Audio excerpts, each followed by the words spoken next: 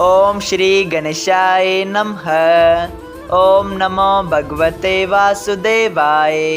हरे कृष्णा कृष्ण कृष्णा हरे हरे, हरे राम राम राम हरे हरे।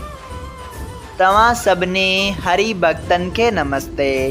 प्यारा भक्तों, ही कथा पाण गुरु कृपा से हासिल करे रहा आयूं। श्री गणपति सरस्वती जो दरे ध्यान करिया थो मां भागवत महापुराण जो बयान, जंहिंमें व्यासदेव ऐं श्री सुखदेव जी कयो आहे श्री कृष्ण लीला जो गुणगान। सभई चयो जय भागवतम महापुराण। प्यारा भक्तों, कल कथा में पाण श्रीमद् भागवत महापुराण साहिब जे 10 स्कंद जे 5वें अध्याय जे 3 भाग ऐं 26 अध्याय जे 1 भाग में ॾिठो त जॾहिं देवराज इंद्र सॼो मींहुं वसाए पंहिंजो पाणी खुटाए छॾे थो, तॾहिं शर्मिंदो थी मेघन समेत देवलोक ॾांहुं मोटी वञे थो। उते दरबार में वञी सभिनी देवताउनि सां इहा ॻाल्हि करे थो। तॾहिं देवताऊं ॿुधाइनि था त हे इंद्र, इहो कृष्ण को आम बालक न आहे, ही त स्वयं श्री नारायण जी बालक जो रूप धारे ब्रिज में लीलाऊं करे रहियो आहे। हिन कृष्ण भगवान जो अवतार धारण करे श्री नारायण भगवान हिन पृथ्वी जो भार लाहींदा। सभई चयो जय श्री हरि। तंहिं बाद श्री सुखदेव जी महाराज, माता यशोदा ऐं श्री कृष्ण ऐं गोपियों ऐं सभिनी ब्रिजवासियुनि जो पाण में ॻाल्हियूं करण जो अहिवाल ॿुधाइनि था। सुखदेव जी महाराज ॿुधाइनि था त सभई ब्रिजवासी चवण लॻा त ही अहिड़ो पराक्रमी ऐं तेजवान प्रतापी पुट नंद यशोदा जो त नथो थी सघे। ऐं हू सभु माता यशोदा जे मथां ॾोह हणण लॻा। सभई चयो जय श्री हरि। अॼु पाण श्रीमद् भागवत महापुराण साहिब जे 10 स्कंद जे 26 अध्याय जो ॿियो भाग शुरू करे रहिया आहियूं।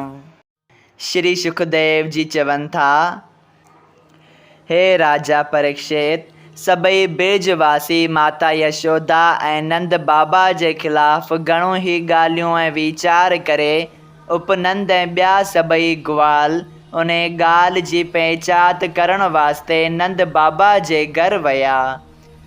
उन्हनि में जेके मुख्य माण्हू हुआ, तिन पहिरियां ई नंद ऐं यशोदा वटि श्री कृष्ण जी घणी तारीफ़ करे चयो, हे नंदराय, श्री कृष्ण परमेश्वर जी कृपा सां हमेशा क़ाइम ऐं दाइम रहे, जो दुख में असांजी रक्षा करे थो।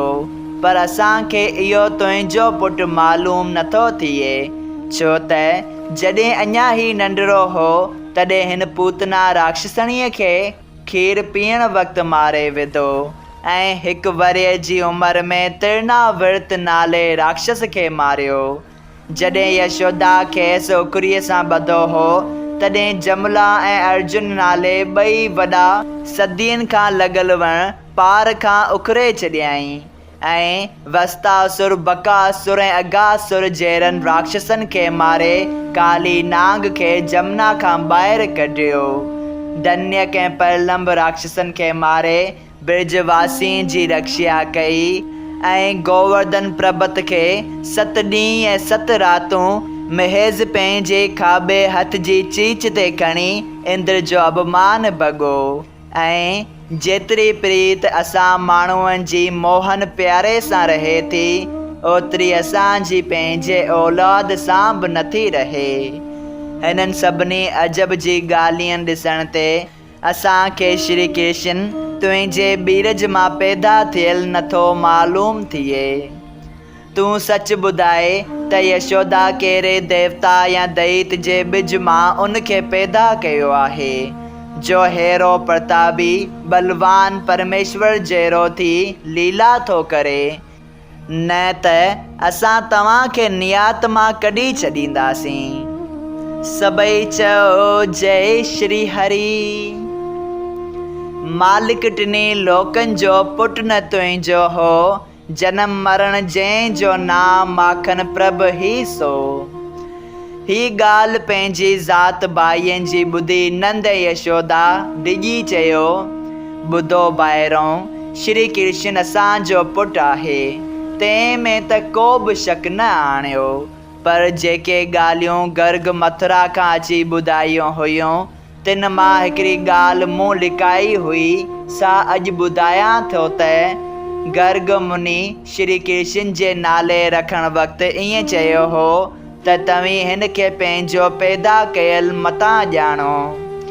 तव्हां जे अॻूणे जन्म जे तप करण करे पार ब्रह्म परमेश्वर अवतार वठी हिते आयो आहे। हर रोज़ ही पंहिंजी लीला तव्हां खे ॾेखारींदो। से सभु ॻाल्हियूं हींअर मूंखे अखियुनि सां ॾिसण में अचनि थियूं।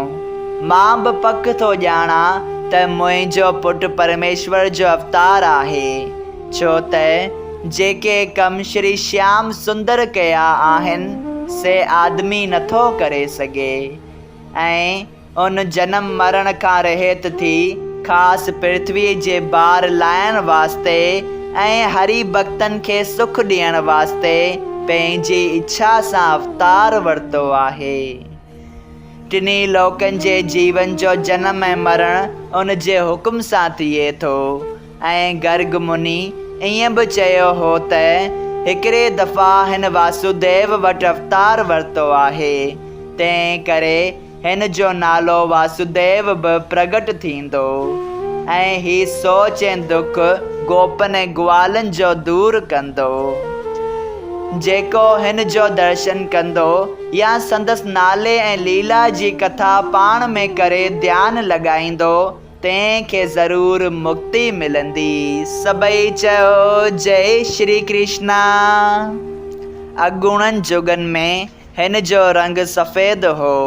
हिन दफ़ा श्याम रूप सां हिन अवतार धारण कयो आहे।